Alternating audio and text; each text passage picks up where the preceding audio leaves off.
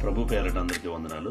కీర్తనల గ్రంథ ధ్యానము 136 అధ్యాయము 1 వచనం నుండి 15 వచనాలు ధ్యానించుకుందాం.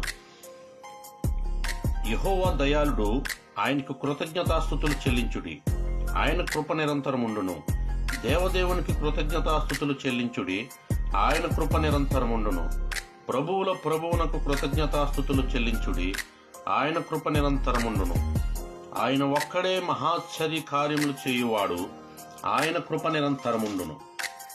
తన జ్ఞానము చేత ఆయన ఆకాశమును కలుగజేసెను. ఆయన కృప నిరంతరముండును.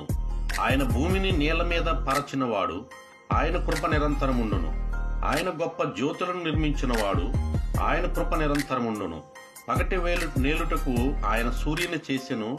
ఆయన కృప నిరంతరముండును. రాత్రి నేలుటకు ఆయన చంద్రుని నక్షత్రములను చేసెను.